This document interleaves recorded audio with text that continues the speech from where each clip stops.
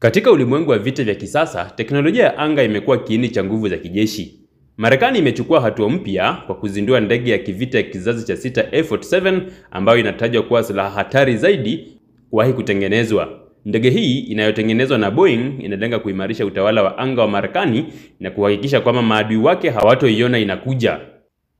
Katika makala hii, tunachambua kwa kina uwezo, teknolojia na umuhimu wa F-47 katika medani ya kijeshi.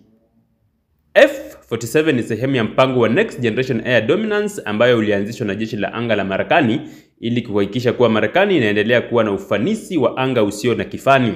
Boeing ilipewa kandarasi ya kutengeneza ndege hii mpya ikiwa ni muendelezo wa miradi yake ya zamani kama F-15EX na FA-18 Super Hornet.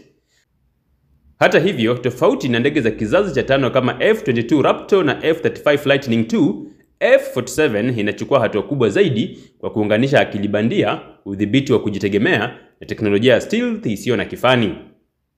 Vipengele vya kisasa vilivyomo kwenye F-47 ni kama: moja, stealth iliyoboreshwa zaidi.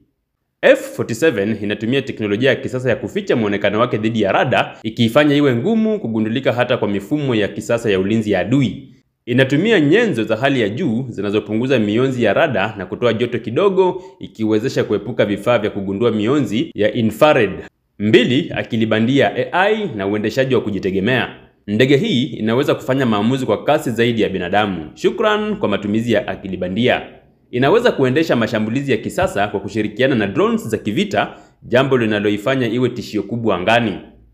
3. Kasi ya supersonic bila afterburner. F-47 inaweza kurua kwa kasi ya Mach 2 na zaidi, yani mara 3 zaidi ya sauti, bila kutumia afterburner, tofauti na ndege kama F-35 ambayo inahitaji afterburner kufikia kasi hiyo. Hii inamaanisha kuwa inaweza kupenya anga ya adui kimya kimya na kwa haraka, ikipunguza uwezekano wa kugunduliwa. 4. Silaha za hali ya juu.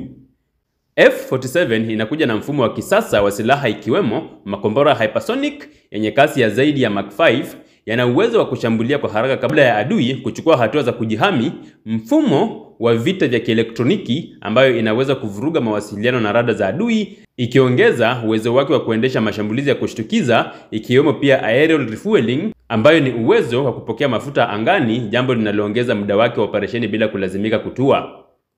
Kutokana na vipimo hivi, F-47 inaonekana kuwa hatua moja mbele ya wapinzani wake, hasa kwa teknolojia ya akili bandia na uwezo wa hypersonic missiles. F-47 ni ishara ya dhamira ya Marekani kuendelea kuwa na jeshi la anga lenye nguvu zaidi duniani. Kwa teknolojia yake ya hali ya juu, itaipa Marekani uwezo wa kushinda wapinzani wake hata kabla ya wao kugundua uwepo wake angani. Tangazo la ndege hili limekuja wakati ambapo China na Urusi zinaendelea kuboresha ndege zao za kivita. Marekani inatuma ujumbe kwa maadui wake kuwa bado inaongoza katika teknolojia ya anga.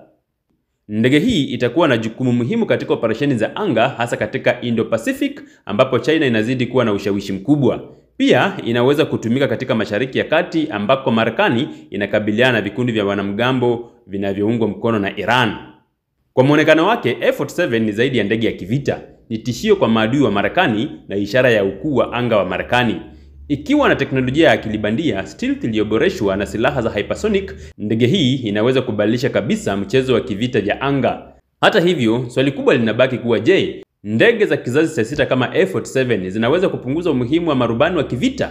Je, mataifa mengine kama China na Urusi yataweza kuunda ndege zenye uwezo wa kuipinga? Hilo ni jambo ambalo litahitaji uchunguzi wa kina katika siku zijazo. Kwa sasa, F-47 imeonyesha kuwa Marekani bado inaongoza katika mbio za teknolojia ya anga ya kijeshi.